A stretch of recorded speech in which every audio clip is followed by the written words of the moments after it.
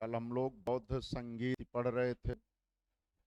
चतुर्थ बौद्ध संगीत का परिणाम लिखवाना था, है ना।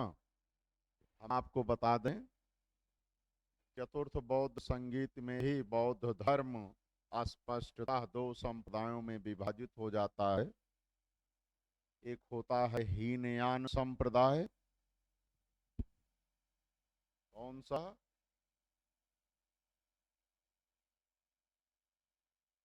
हीनयान संप्रदाय। और दूसरा कहलाता है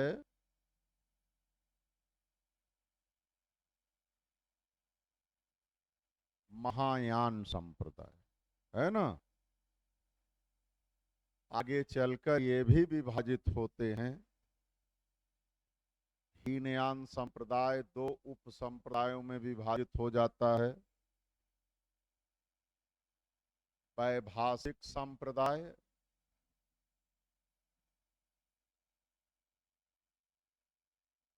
और दूसरा होता है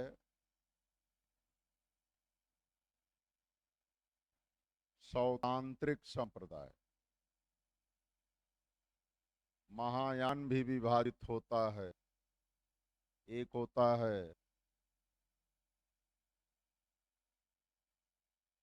विज्ञानवादी या योगाचार संप्रदाय,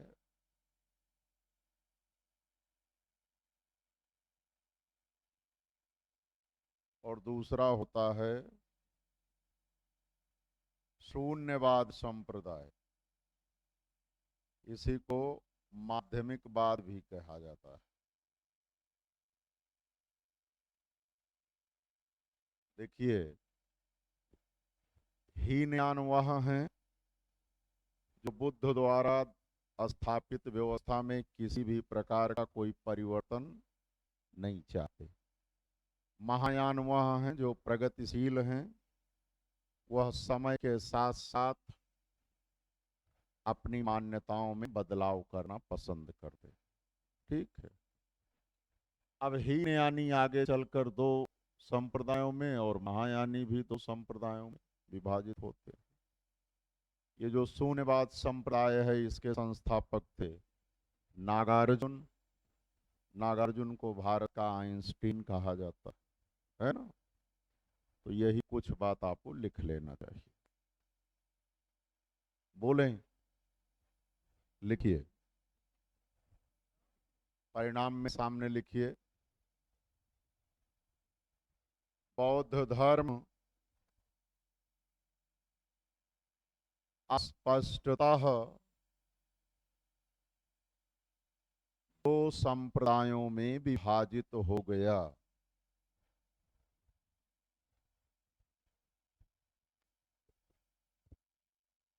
तो एक दो नहीं लिखना है, ऐसे डायग्राम खींच के पूरा लिख दीजिए, क्लियर हो जाएगा।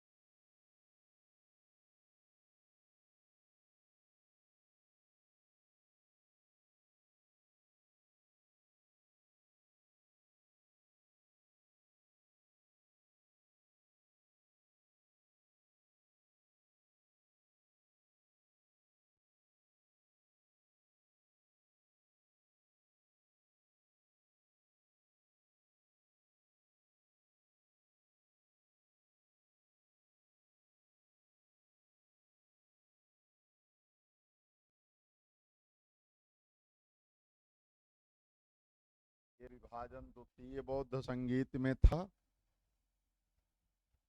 और ये विभाजन हुआ है चतुर्थ बौद्ध संगीत में।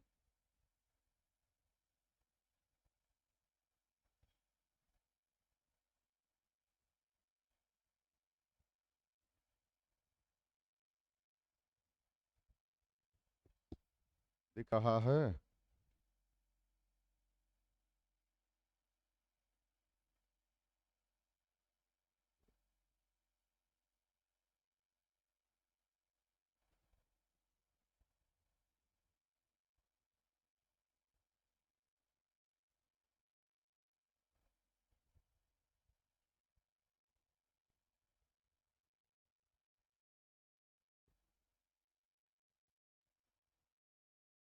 नोट कर लिए?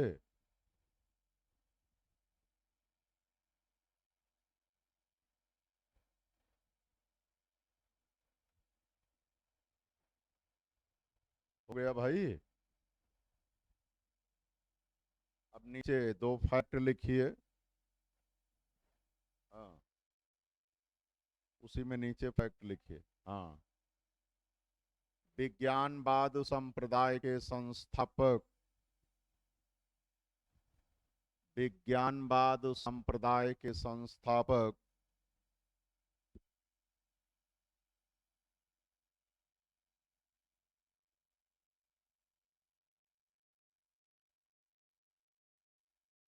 मैत्रेयनाथ थे। मैत्रेयनाथ। अगला फैक्ट, शून्यवाद संप्रदाय के संस्थापक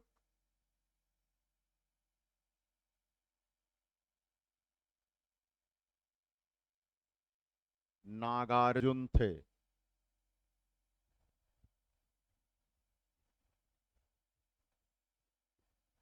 नागार्जुन थे। पूर्ण विराम उसी में आगे। नागार्जुन को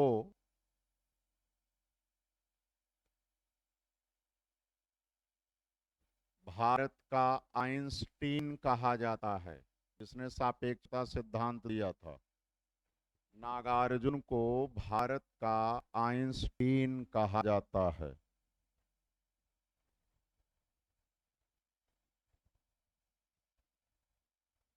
अगला फैक्ट,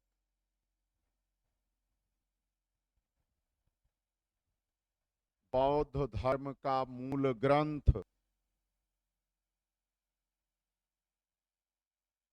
बौद्ध धर्म का मूल ग्रंथ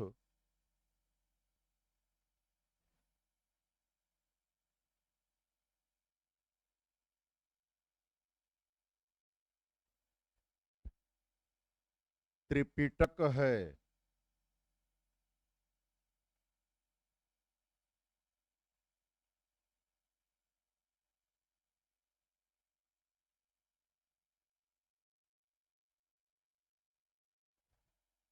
नंबर 1 सुत्त पिटक लिखवा चुका हूं। सुत्त पिटक। नंबर 2 विनय पिटक। नंबर 3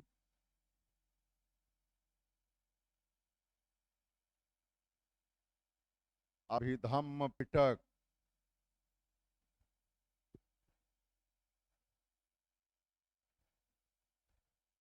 याद आया कि नहीं याद आया? अगला फैक्ट,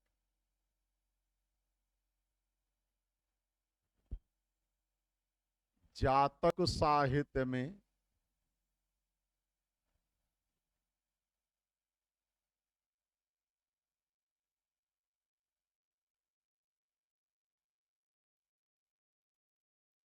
गौतम बुद्ध के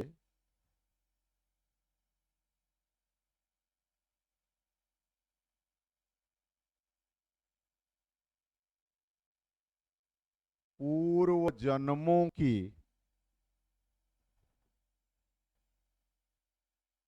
काल्पनिक कहानियां दी गई हैं। काल्पनिक कहानियां दी गई।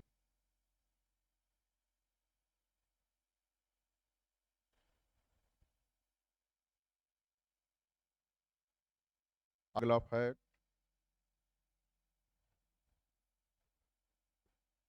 बौद्ध ग्रंथ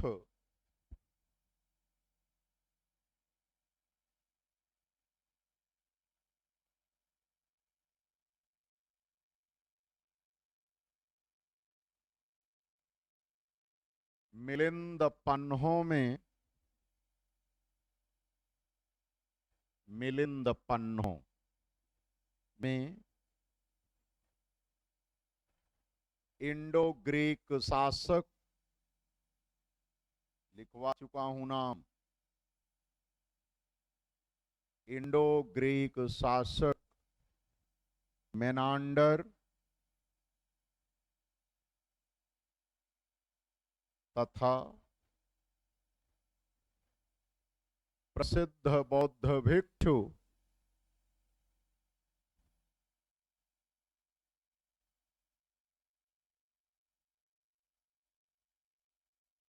नागसेन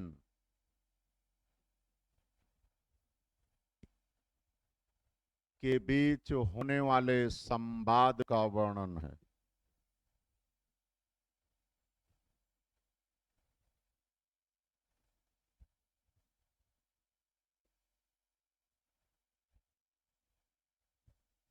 संवाद का वर्णन है। अगला फैक्ट, प्रसिद्ध, हाँ वार्तालाप, शास्त्रार्थ आप कह सकते। अगला फैक्ट, प्रसिद्ध विद्वान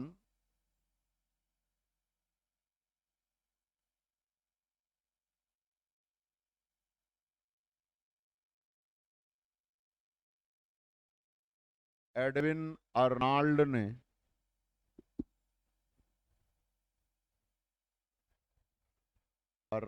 ने गौतम बुद्ध को the light of Asia, the light of Asia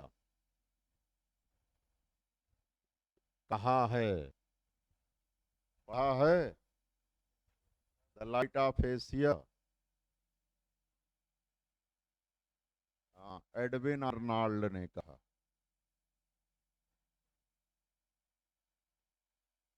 चलो अब हेडिंग डालो, बौद्ध धर्म की शिक्षाएं। बौद्ध धर्म की शिक्षाएं जब आप जान जाएंगे तो बौद्ध धर्म पूरा हो जाएगा। बौद्ध धर्म की शिक्षाएं,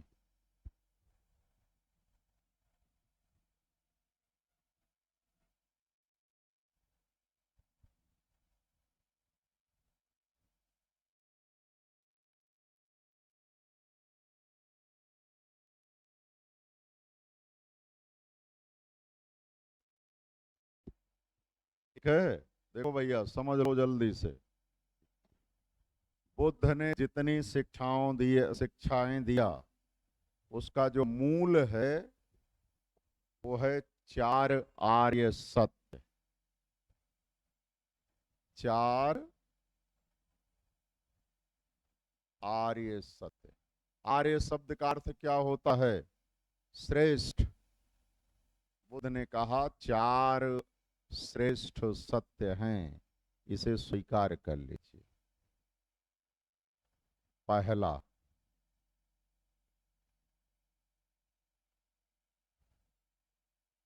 दुख। यह संसार दुखमय है, दुख मूलक है ना। नंबर 2,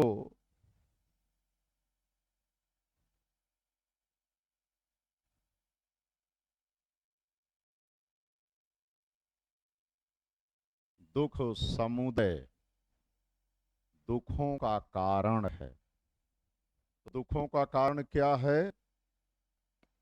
दुखों का कारण क्या है? तृष्णा, पाने की इच्छा।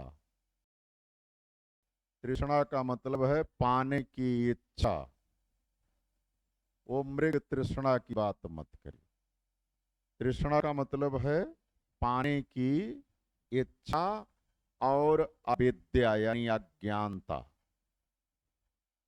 देखो, सारी समस्याएं तभी शुरू होती हैं जब हम पाने की इच्छा रखते हैं। जैसे माता पिता से विवाद क्यों होता है? जब आप उनसे कुछ पाने की इच्छा रखते हो, वो पूरा नहीं करते। बड़े भाई से विवाद क्यों होता है? उनसे आप कुछ पाने की इच्छा रखते हो, जब वो नहीं पूरा करते, है ना। किसी मित्र से क्यों विवाद होता है? आप उससे कुछ पाने की इच्छा करते हो, वो मना कर दिया, तो विवाद होता है। सारी समस्याओं के मूल में पाने की इच्छा और अज्ञानता है, अविद्या है ना। और तीसरा, समुदाय गलत है। वो किताबों में लिखा है तमामों जगह, वो गलत है। अब समुदाय का पता नहीं क्या मतलब है। समुदाय का तो मतलब होता है संगठन, है ना। तो ये तो बात की है नहीं, ये तो दुख समुदाय की बात की है, दुखों के कारण की, है ना। समुदाय का मतलब कारण। और तीसरा,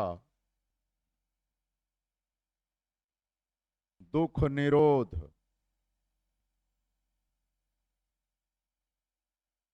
इसका मतलब है दुखों के कारण तृष्णा और अविद्या का अंत किया जा सकता है।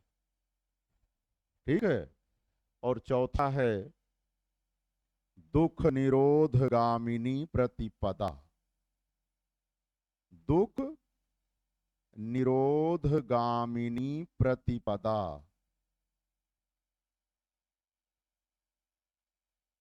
इसका अर्थ है दुख निवारक मार्ग। दुखों के कारण यानी तृष्णा और अविद्या का नाश करने का रास्ता, दुख दूर करने का उपाय, है ना। तो बुद्ध कहते हैं अष्टांगिक मार्ग का पालन करके दुखों से छुटकारा पाया जा सकता है।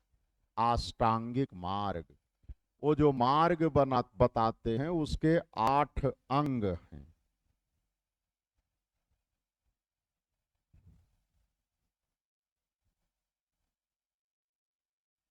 8 अंग हैं। और ये 8 अंग दुख दूर करने के उपाय हैं। 8 हैं कौन से? वो इतना सरल नहीं है, हम गिना देते हैं, याद रखिए, है ना। हाँ, लिखा देंगे। 8 में है सम्यक दृष्टि, यानी निर्क्षीर विवेक दृष्टि, है ना। सम्यक संकल्प, सम्यक वाणी, सम्यक कर्मांत, सम्यक आजीव, सम्यक व्यायाम, सम्यक स्मृति, सम्यक समाधि। अभी बता देते हैं, है ना। यदि इसका पालन किया जाए तो दुखों से छुटकारा मिल सकता है। ठीक है। अभी बताते हैं सम्यक क्या है। ठीक। इसी अष्टांगिक मार्ग को मध्यम मार्ग कहा जाता है। मध्यम मार्ग। बुद्ध अति मार्ग के विरोधी हैं। वो कहते हैं कि ना तो किसी में पूर्णतः लिप्त रहो और ना ही किसी से पूर्णतः विरक्त रहो। जैसे भौतिकता की बात बुद्ध करते हैं। बुद्ध कहते हैं ना तो भौतिकता का पूर्ण त्याग आवश्यक है और ना ही भौतिकता में पूर्ण लिप्त रहना ही आवश्यक है। वो कहते हैं शरीर को भौतिकता की उतना ही आवश्यकता है जितने में यह शरीर स्वस्थ रह सके, क्योंकि शरीर से ही कार्य करना है। और शरीर को जितनी भौतिक वस्तुओं की, खाद्य सामग्री की आवश्यकता है, सुख की आवश्यकता है, उतना जरूरी है, उतना दीजिए। क्योंकि अगर शरीर स्वस्थ नहीं होगा तो आप कार्य कैसे कर पाओगे। यदि आपने पूर्णतः उसका त्याग कर दिया तो शरीर नष्ट हो जाएगा। लेकिन भौतिकता में इतना डूब भी मत जाओ कि अपने लक्ष्य को ही भूल जाओ। यही है मध्यम मार्ग। इसी मध्यम मार्ग को बौद्ध भिक्षुओं का कल्याण मित्र कहा जाता है, यानी यही अष्टांगिक मार्ग ही मध्यम मार्ग है। ठीक। बौद्ध धर्म में 3 रत्न माने गए हैं, बुद्ध, धम्म, संघ। बुद्ध, बुद्ध का मतलब गौतम बुद्ध, धम्म का मतलब बुद्ध द्वारा दी गई शिक्षाएं, संघ का मतलब उनके द्वारा जो बौद्ध भिक्षु संघ भिक्षुणी संघ स्थापित किए गए थे उसे संघ कहा जाता है। महात्मा बुद्ध ने 10 सील की शिक्षा दिया। 10 सील तो नैतिक आचरण संहिता है, उनका पालन करना चाहिए। अहिंसा, सत्य, अस्तेय, अपरिग्रह, ब्रह्मचर्य, दोपहर बाद भोजन नहीं करना चाहिए, आरामदायक बिस्तर का त्याग करना चाहिए, व्यभिचार नहीं करना चाहिए, मद्यपान नहीं करना चाहिए, आभूषणों का त्याग करना चाहिए। ये बुद्ध द्वारा बताए गए 10 सील हैं, इनका पालन आवश्यक है। ठीक है। उसके अलावा बौद्धों का चरम लक्ष्य है निर्वाण की प्राप्ति। निर्वाण की प्राप्ति, निर्वाण शब्द का अर्थ है दीपक का बुझ जाना। इसका मतलब जन्म तथा मृत्यु के चक्र से मुक्त हो जाना निर्वाण है। ठीक। बौद्ध धर्म कर्मवाद में विश्वास करता है, पुनर्जन्मवाद में विश्वास करता है, लेकिन आत्मा की सत्ता में विश्वास नहीं करता, ईश्वर की सत्ता में विश्वास नहीं करता। ठीक है। वर्ण व्यवस्था, जाति व्यवस्था, छुआछूत, ऊंच नीच जैसी बातों में विश्वास नहीं करता, सभी मनुष्यों को एक समान समझता है। इसीलिए बौद्ध संघ का द्वार सभी के लिए खुला होता था। पुरुष, महिला, किसी भी जाति, किसी भी वर्ग, किसी भी क्षेत्र का व्यक्ति बौद्ध संघ में शामिल हो सकता था, लेकिन कुछ मनाही भी थी, जैसे चोर, ऋणी व्यक्ति, हत्यारा, रोगी व्यक्ति, राजा के सेवक, राजा के दास, ऐसे व्यक्ति बौद्ध संघ में शामिल नहीं हो सकते थे। अंगुलीमाल उनका शिष्य बना था, न कि बौद्ध भिक्षु था। देखो, चाहे बौद्ध हो, चाहे हिंदू हो, चाहे जैन हो, देखिए अगर हम बौद्ध की बात करें तो इसमें 4 कैटेगरी है। एक है भिक्षु, और दूसरा भिक्षुणी।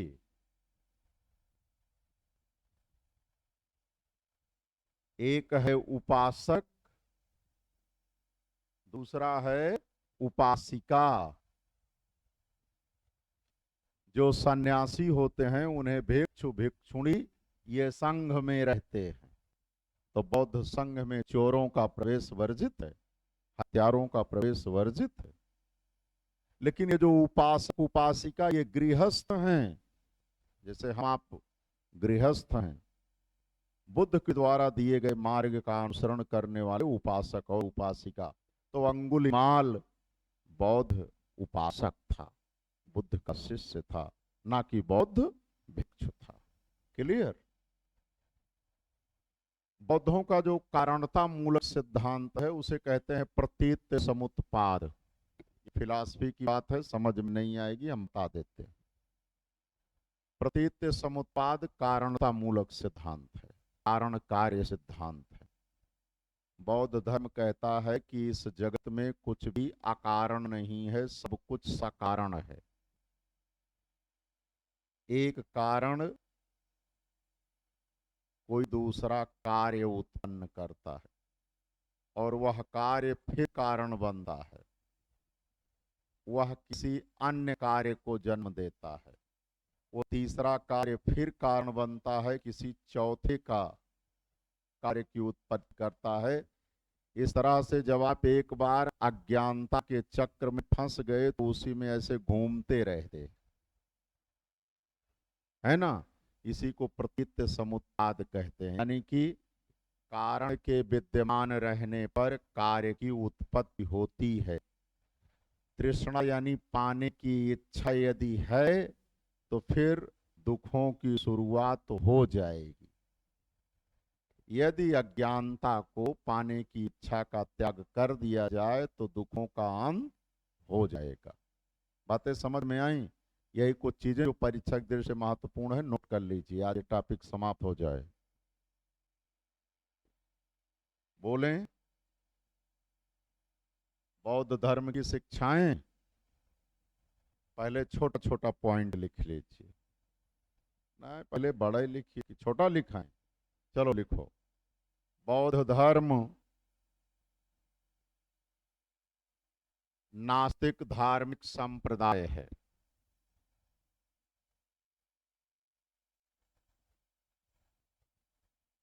नास्तिक धार्मिक संप्रदाय है।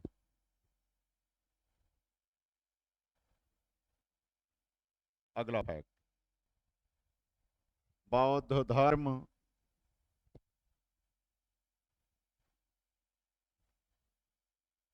अनीश्वरवादी है।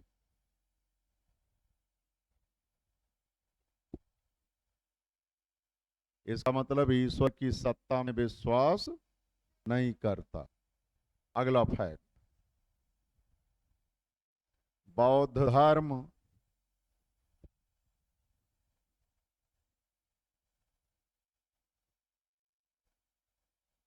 अनात्मवादी अथवा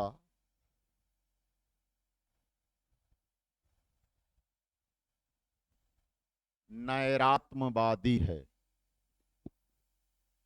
अनात्मवादी अथवा नैरात्मवादी है, अर्थात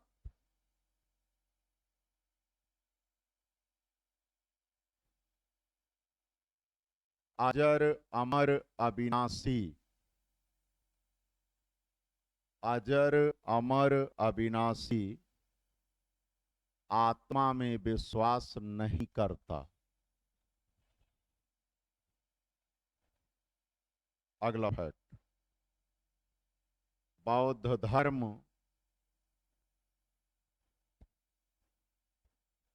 कर्मवाद तथा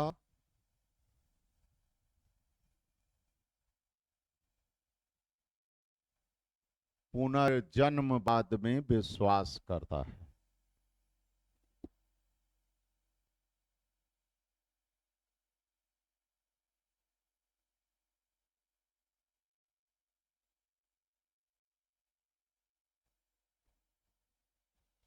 हेडिंग डालिए, चार आर्य सत्य।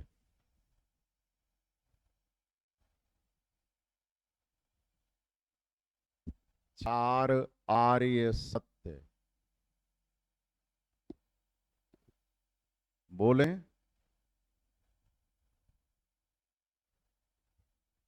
बुद्ध की शिक्षाओं का मूल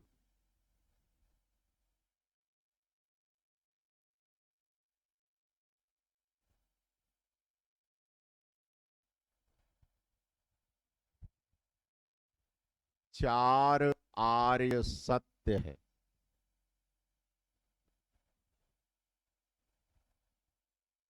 डैश नंबर एक, दुख।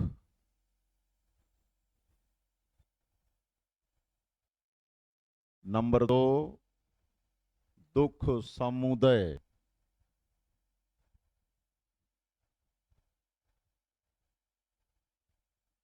नंबर तीन, दुख निरोध।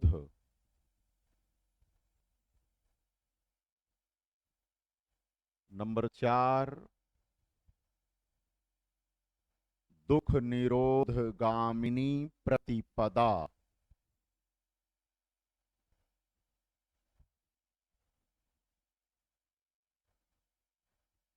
अर्थात, उसी में आगे लिखो, अर्थात दुख निवारक मार्ग।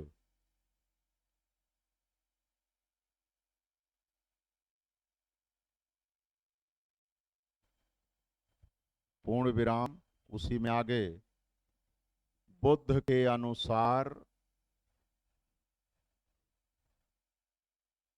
अष्टांगिक मार्ग का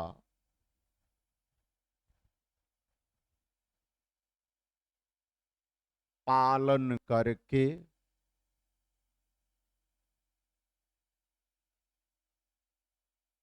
दुखों के कारण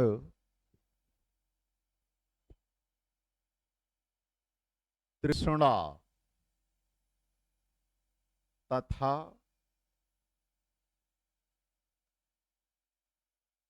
अविद्या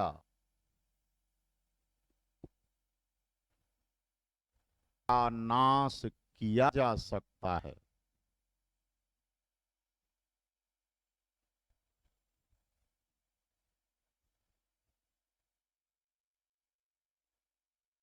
अगला फैक्ट, अष्टांगिक मार्ग को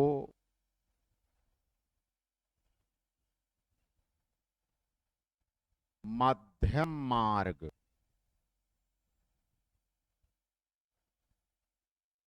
तथा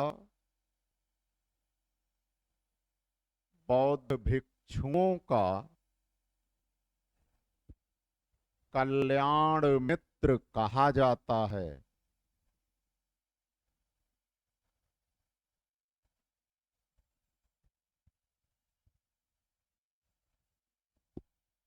अगला फैक्ट,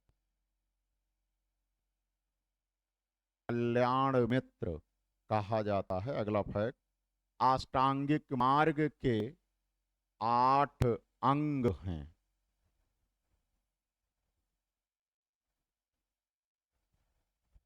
आठों अंग आपको लिखना है।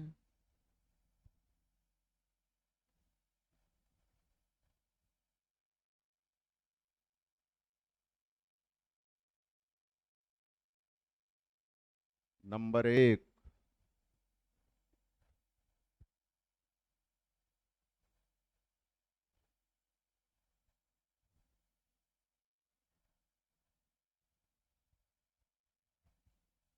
सम्यक दृष्टि।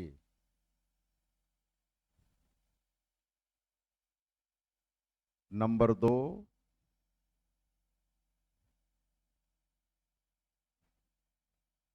सम्यक संकल्प। नंबर 3,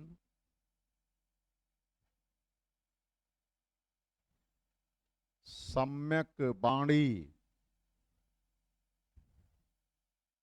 नंबर 4,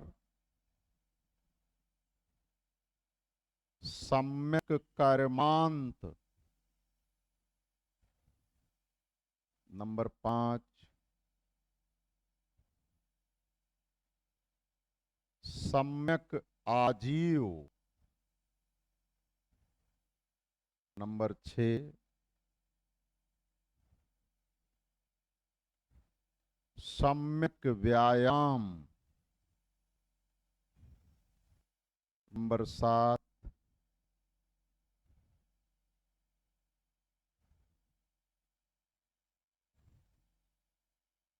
सम्यक स्मृति।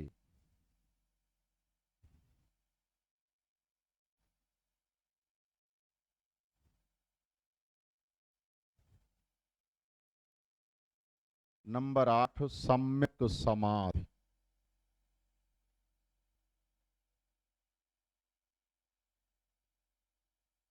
ठीक है।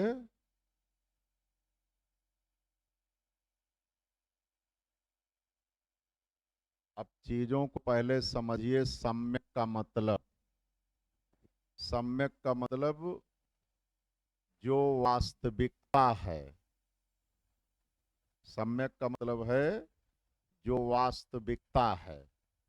तो बुद्ध कहते हैं वास्तविकता क्या है? इस जगत में कुछ भी शाश्वत नहीं है। सब कुछ नश्वर है, क्षणिक है, परिवर्तनशील है, मृत्यु की तरफ अग्रसर है। समझ लीजिए, बुद्ध कहते हैं कि इस जगत में सब कुछ नश्वर है, मृत्यु की तरफ अग्रसर है, क्षणिक है, परिवर्तनशील है, स्थिरता तो कहीं है ही नहीं है। और जो कुछ भी जगत में है यह सब मृत्यु की तरफ अग्रसर है। तो जब आपको पता है कि सब कुछ नश्वर है तो उसके नाश पर दुख कैसा, वो मेरा साथ दे इसकी कामना कैसी। बुद्ध कहते हैं क्या पता कि कौन कितने दिनों के लिए है, जाना तो निश्चित है, आज जाए या कल, यदि वह गया तो फिर दुख कैसा, वो सत्य है, उसे स्वीकार करो, है ना। तो कहते हैं सम्यक दृष्टि, आपकी जो विवेक है, जो दृष्टि है, उसको इसी स्वरूप में रखिए कि सब कुछ तो नश्वर है ना। सम्यक संकल्प, उसी के अनुसार अपने मन में संकल्प स्थापित कीजिए।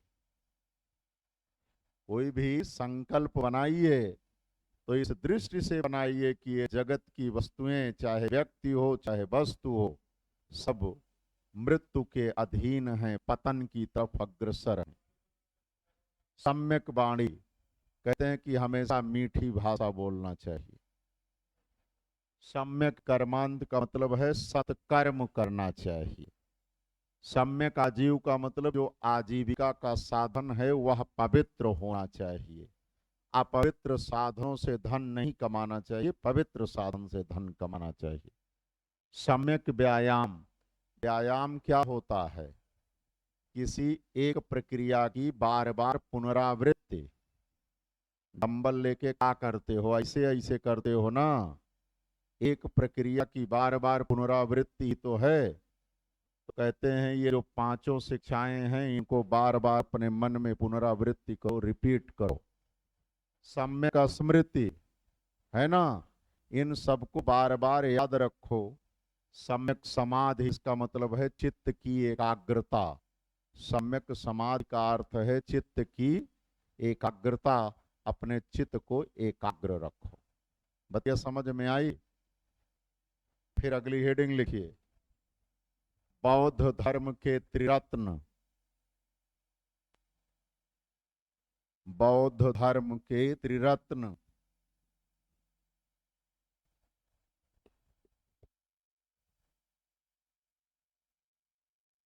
ध्यान रखिएगा, जैन धर्म के त्रिरत्न अलग हैं, बौद्ध धर्म के त्रिरत्न अलग हैं। नंबर 1 बुद्ध, नंबर 2 धम्म, नंबर 3 संघ।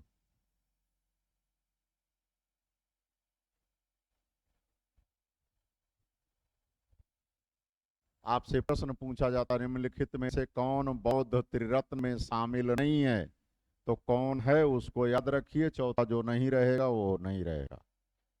हेडिंग डालिए 10 शील।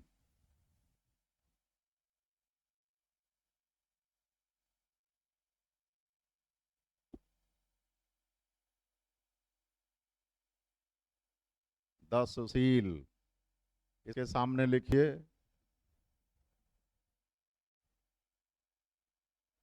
बुद्ध द्वारा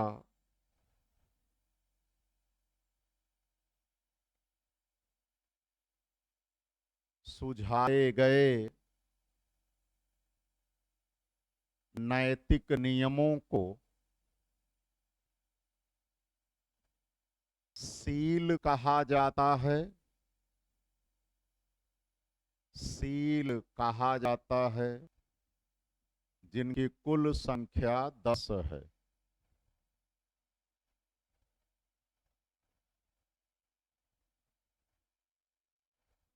10 लिखना है।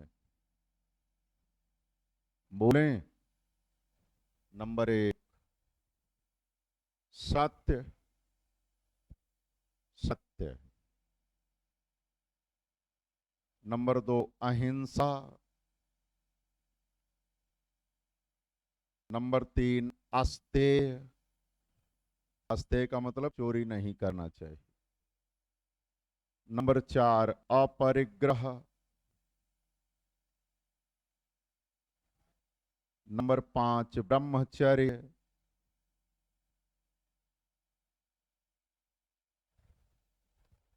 नंबर 6 नंबर क्या पूछा था बताओ? हाँ हाँ, जैन में भी यही है।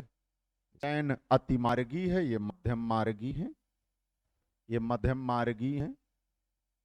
सत्य का पालन करिए, लेकिन सत्य का पालन करते हुए मरने की जरूरत नहीं है। अहिंसा धर्म का पालन कीजिए, लेकिन पूर्णतः कोई आवश्यक नहीं है। यदि जीवन पर संकट है तो हिंसा किया जा सकता है। ब्रह्मचर्य धर्म का पालन करिए, लेकिन पूर्णतः नहीं। इस जगत को आगे ले जाने का आपका दायित्व भी है, तो संतान उत्पन्न करने के लिए ब्रह्मचर्य नियमों को ढीला करिए, लेकिन ऐसा नहीं है कि हमेशा उसी में लिप्त रहिए। इनका मध्यम मार्ग है। नंबर 6 दोपहर बाद भोजन नहीं करना चाहिए। दोपहर बाद भोजन नहीं करना चाहिए। इसका मतलब दोपहर के पहले 1 टाइम भोजन कर लीजिए, अब अगले दिन करिएगा। नंबर 7 व्यभिचार नहीं करना चाहिए। व्यभिचार नहीं करना चाहिए। नंबर 8 हाँ, मन में गलत विचार नहीं लाना चाहिए। व्यभिचार का मतलब यही है। नंबर 8 आरामदायक बिस्तर का त्याग करना चाहिए। हमेशा लाइफ टाइम आरामदायक बिस्तर का त्याग करना चाहिए। नंबर 9 मद्य सेवन या मद्यपान नहीं करना चाहिए। मद्यपान मीन्स शराब नहीं पीना चाहिए। मद्यपान नहीं करना चाहिए। और नंबर 10 आभूषणों का त्याग करना चाहिए। आभूषणों का त्याग करना चाहिए।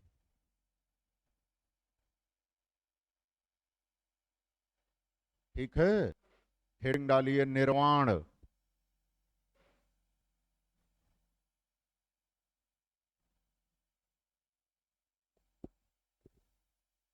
लिखिए बौद्धों का चरम लक्ष्य, बौद्धों का चरम लक्ष्य निर्वाण प्राप्ति है।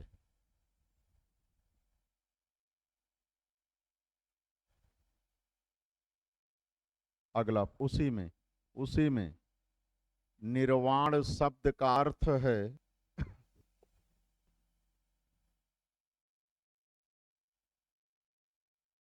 दीपक का बुझ जाना।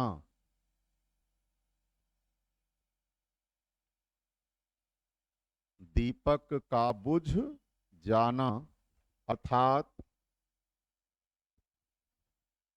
जन्म तथा मृत्यु के चक्र से मुक्त हो जाना। जन्म तथा मृत्यु के चक्र से मुक्त हो जाना।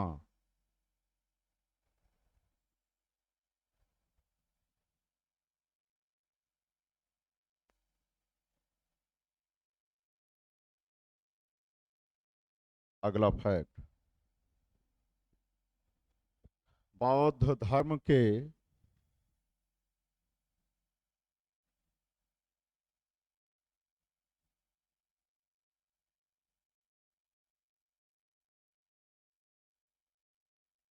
कारण कार्य सिद्धांत को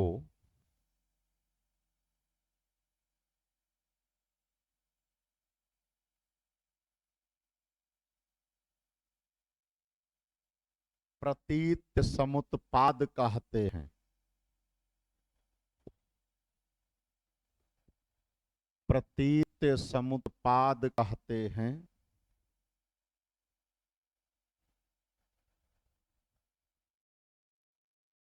जिसके अनुसार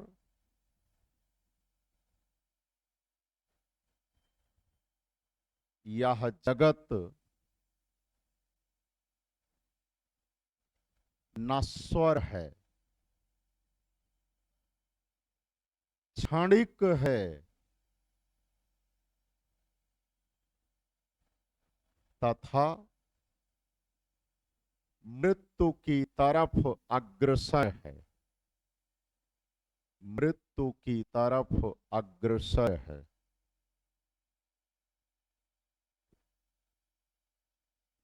अगला फैक्ट,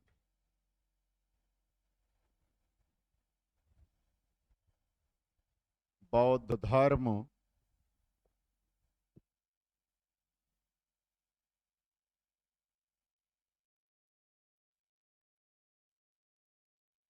वर्ण व्यवस्था तथा जाति व्यवस्था में विश्वास नहीं करता।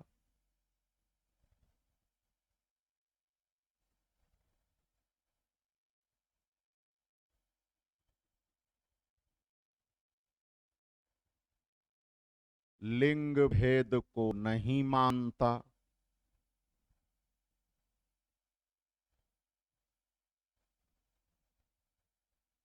इसीलिए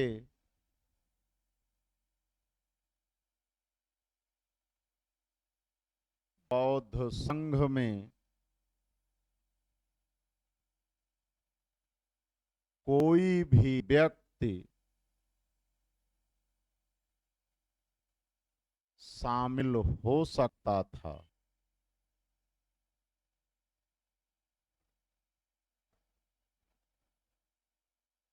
लेकिन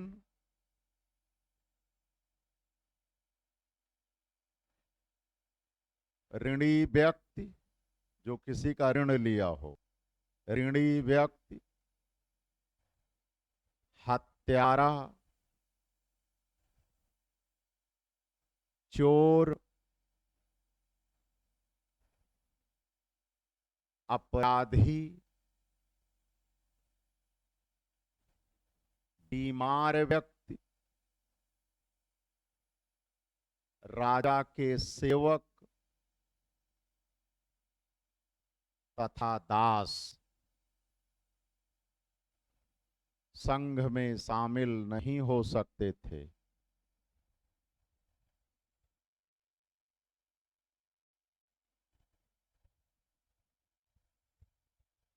अगला फैक्ट, अगला फैक्ट, संघ में शामिल होने को